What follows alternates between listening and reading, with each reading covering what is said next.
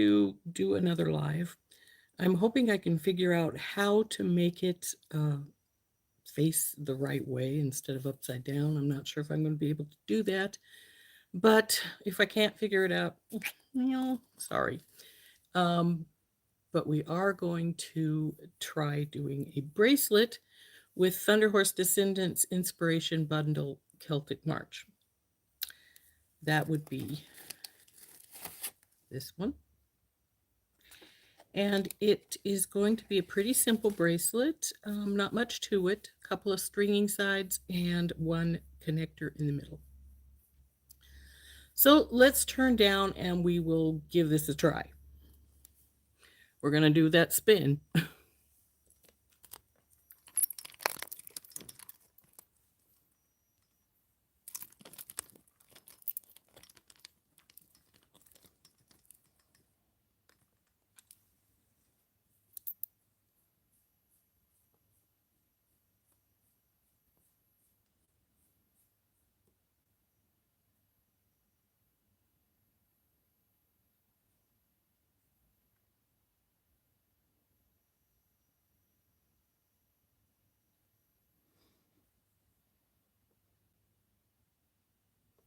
Oops, sorry about that. I'm trying to get this a little bit closer without making it be. That's good. Still trying to figure out how to do this. Rotate device. I don't know how to rotate device.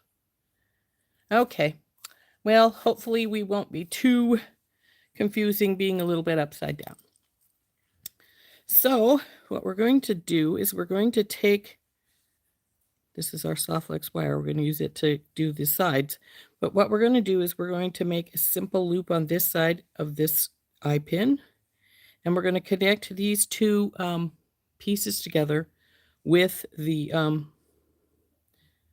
so what we need to do is simply decide how much we want to cut off. I am going to cut off a little bit, not too much, because these eye pins are not huge and we don't want to make our too small. So, but we're going to cut off a little bit. So I'm going to put about a finger's width of, leave about a finger's width of wire.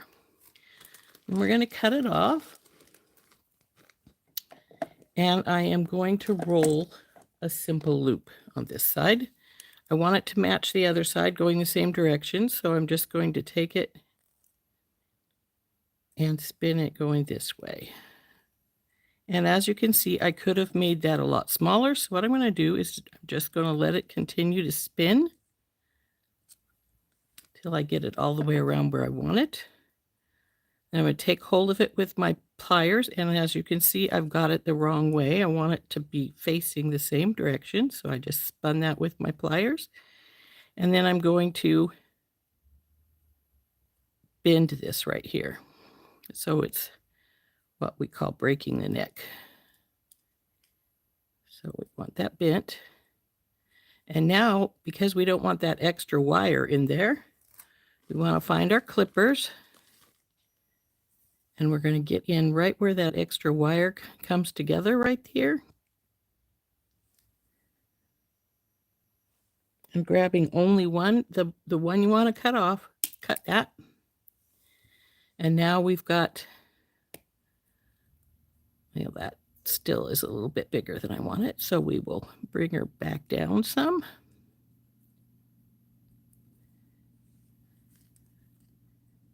Back in with our pliers, and I've made this lopsided. So when I did that, so we want to cut just a little bit more off here. Come on, baby, cut off.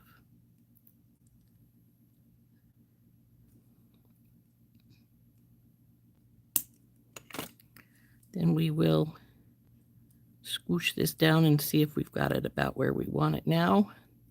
Still a little longer than I want it because I want it to be about the same size as the other side. So I'm just going to take my cutters and just cut it right now before I roll it. Now we'll just roll it up a little bit more, see if we're more what we want it to be. And if that's too small now, we'll just take our pliers here and bring it around.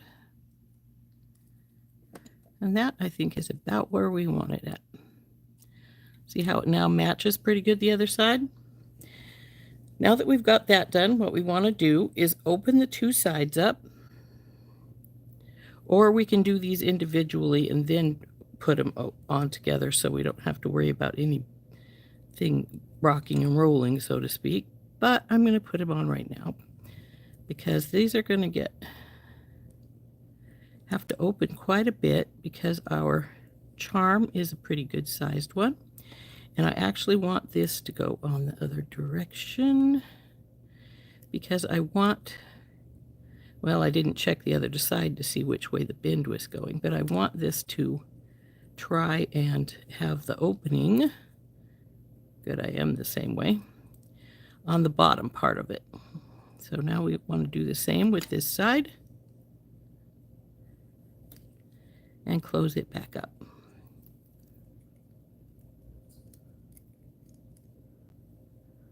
Well, I think I may have opened this a little wider than I should have. So I'm going to have to work it back down into place a little better. And that's all right. Okay, there we go, side to side. That is our top piece. That will sit just like so on your arm. And then we go to our wired portions. So what we're going to do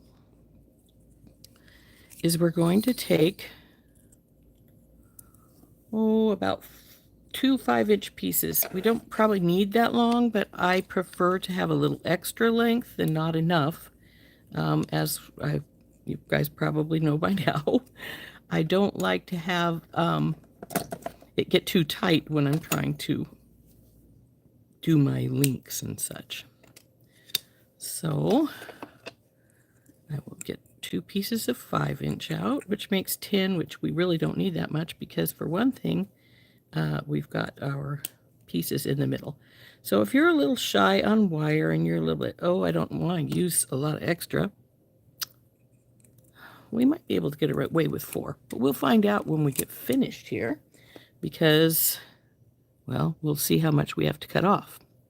So now we take this portion and we're going to take one of our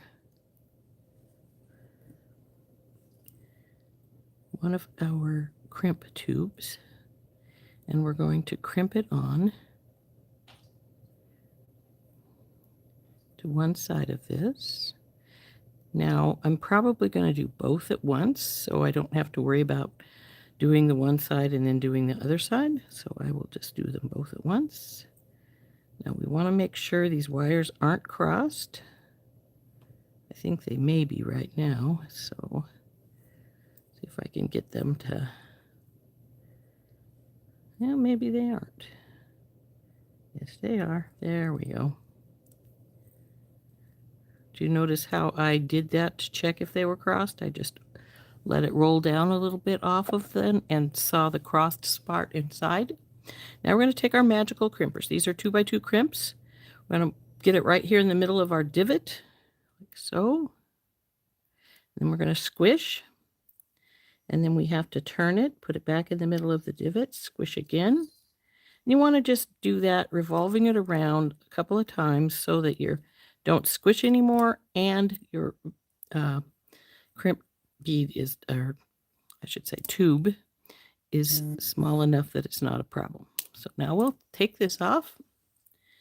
Now I'm going to put the other side on. I don't need to do that right now, but I am, so I don't have to worry about, when am I going to get that on? So we'll just get another crimp tube, put it on, up and over, put our tube through both pieces here.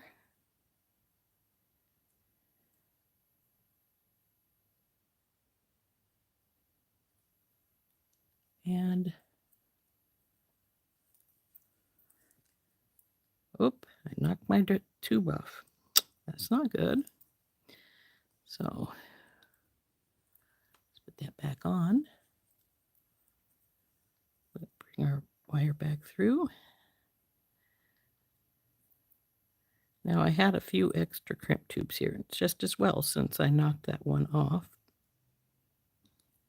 So down the row.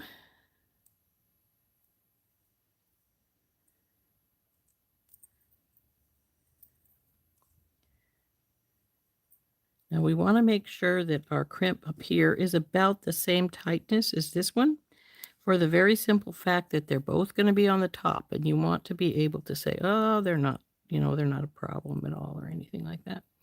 So now that we've got this on, again, check this. Looks like it's all right. Actually, there we go. Back over here. This looks pretty good to its one over here.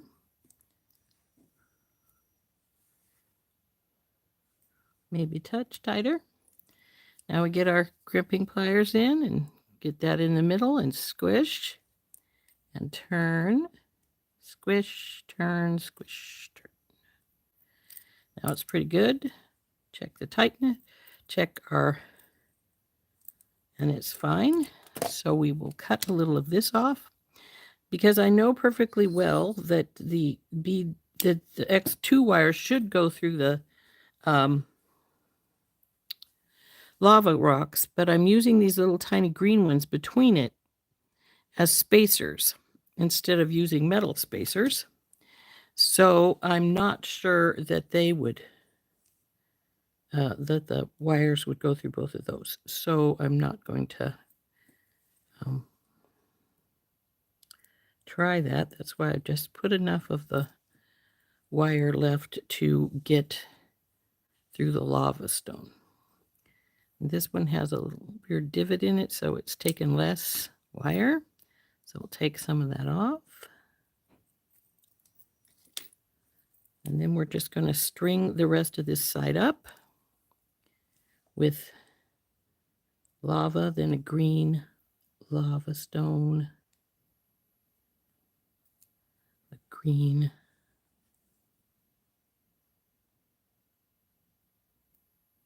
lava. Come on, baby. There we go. And each side has 4 of the green and 5 of the lava. So here we are at the end of this side.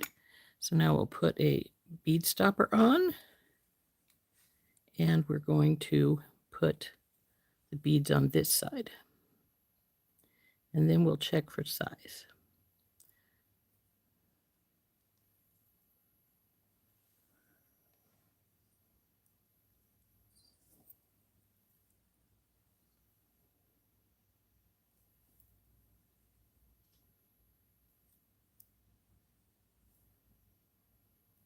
Now, unless it's too big, I am going to crimp this at the end of what I've got here, primarily because I won't have enough on this side. I only have 4. So we will have to fix that.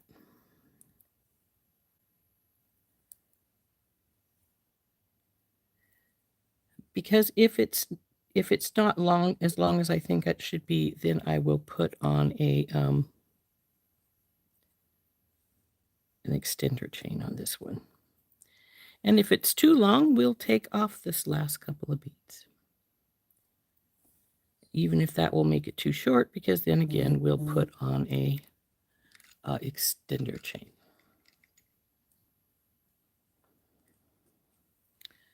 So let's see how it works on my arm.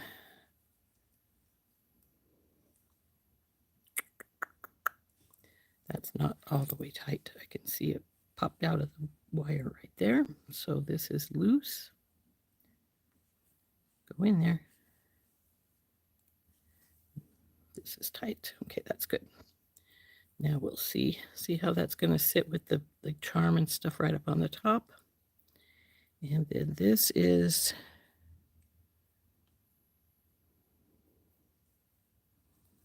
right here. And I think it's going to be about perfect.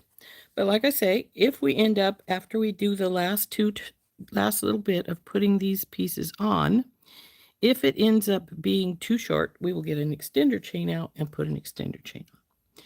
So what we need to do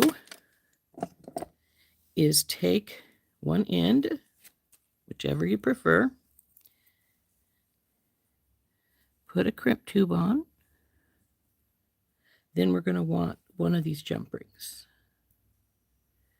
Then what we will do is go through here.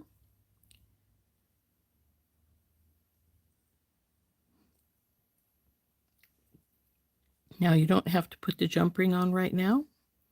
You could put it on after you got the beads in and everything, but you do need to, if you don't put the jump ring in, you do need to leave that loop so the jump ring has a place to sit at.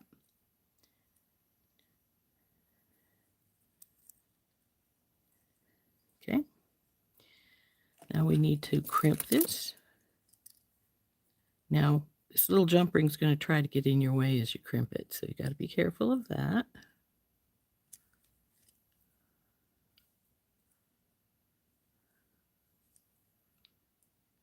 Into the middle and crimp down and over.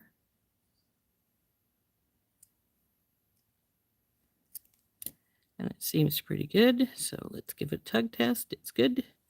So we'll cut off this extra wire here.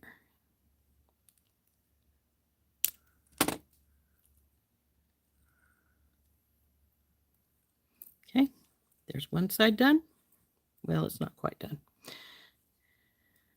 And then we'll put this one's on this side.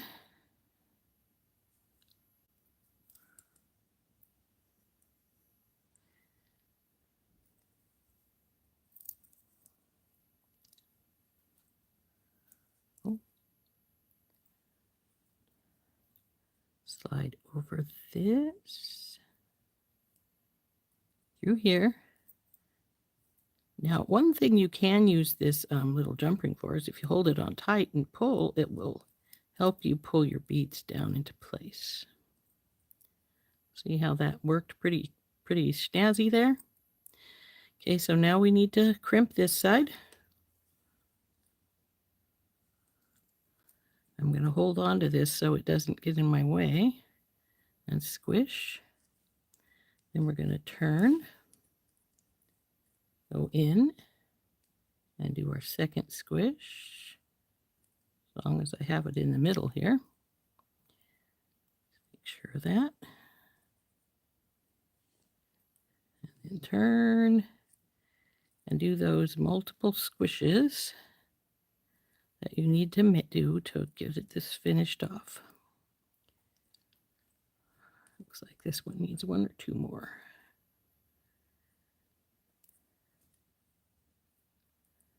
Come on, you still need another one. It looks like it must be sliding out of the center of it, and it does that.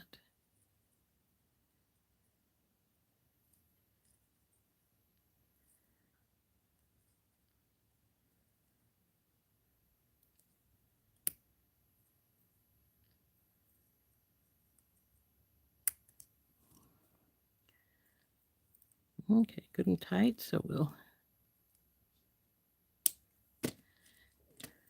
Here's our bracelet all done except for hooking our lobster claw on. So let's put the lobster claw on, and then we will see if we need to make it shorter or, well, we can't make it really shorter, though there is one way, and that is to change our jump ring to something smaller. But let's put the lobster claw on right now and see how it looks. If we need to make the lobster claw smaller, the jump ring for the lobster claw smaller, we can do that. I have one that's about half that size. So now that we're all hooked up here, let's put her around and see how she's doing. Well, for me, it looks like it's about perfect. See how it would come together just... Come on, you. Up you go. See how it would come right on there? So it would be a teeny touch loose, but not too much. Let's hook it together and bring the sizer out, and we'll see how it looks there. Okay, don't want it twisted. down the sizer, and just about right, 7 1/4. That's where I wanted it. So there she is. Really simple, but pretty. You'll notice I painted my charms. I do tend to paint a lot of stuff. So I think that turned out really well. This is twisted right here, I noticed. So it will be a little bit larger with that when I take that twist out of it. So maybe we should re-measure it, see if it made any significant difference with taking the twist out.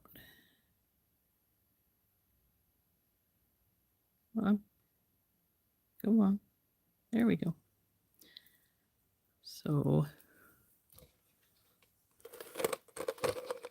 no, not a significant lot. A little teeny bit maybe, but if I did want it smaller, oops, don't mean to smash it. Like I say, I could change the lobster claw here because I have these ones that are about half the size and they will work. In fact, maybe we'll just change it and do that. I've got one even open, it looks like. Probably was using it for something. It went to use it for something else and it was too small. Because these are really quite small, as you can see. So we will switch that out and I'll show you the difference in size. Well, probably should have just got this size right from the beginning because I prefer it anyway. I like to, and if you wanted to, I use the jump rings because your lobster claw the mechanism is a big spring. Well, it's not a big spring, obviously, but it is a spring. And that spring is what makes the mechanism work, like so. Now, if the spring should break, the mechanism won't work anymore. And so if you need to switch, if it breaks and you need to switch it, it's much simpler to fix if you have it on a jump ring as opposed to hardwired right onto the bracelet, which you could do just like you do this end. You could do the lobster claw right onto it. I just prefer not to. But I do know that there are some that I have done that way with just hooking it straight to the wire.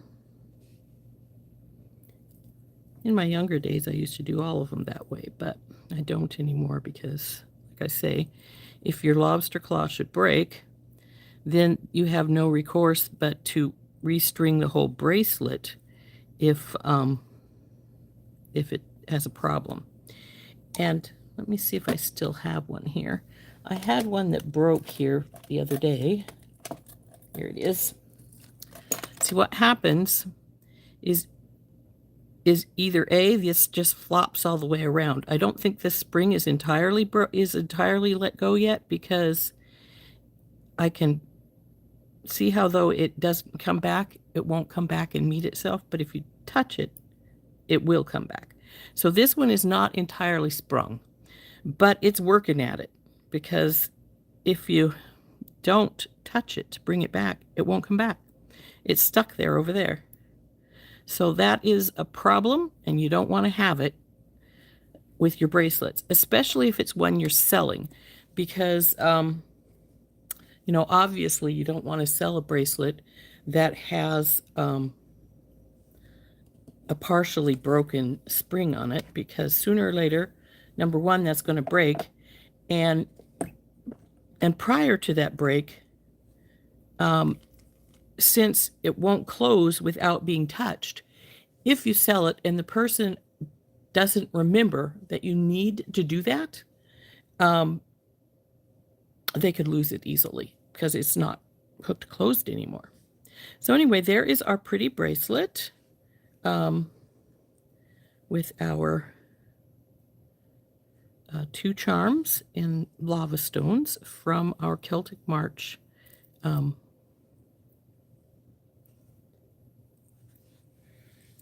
inspiration bundle from Thunderhorse Descendant.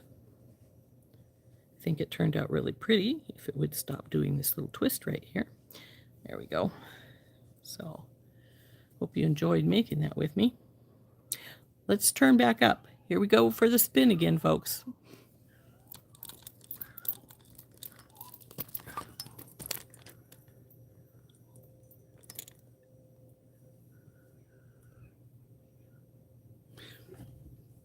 So anyway, there is our pretty bracelet. And I hope you enjoyed making this with me. Sorry about the spins and the upside down probably, because I don't know how to figure out how to make that go the other way. Though maybe I should try my other tripod. Maybe that would work. I do have another tripod. I use it for traveling, and it will be going with me to Arizona next week. Well, starting Saturday. So I will be in Arizona next week. So if we do any lives, we'll be doing them from Arizona. And this is, like I say, this is our little bracelet made from the Celtic March inspiration bead bundle from Thunderhorse Descendant. And I think it turned out quite pretty. Hope you guys liked making it with me. We will see you later. And this has been Rose from In Rose's Garden. Bye-bye.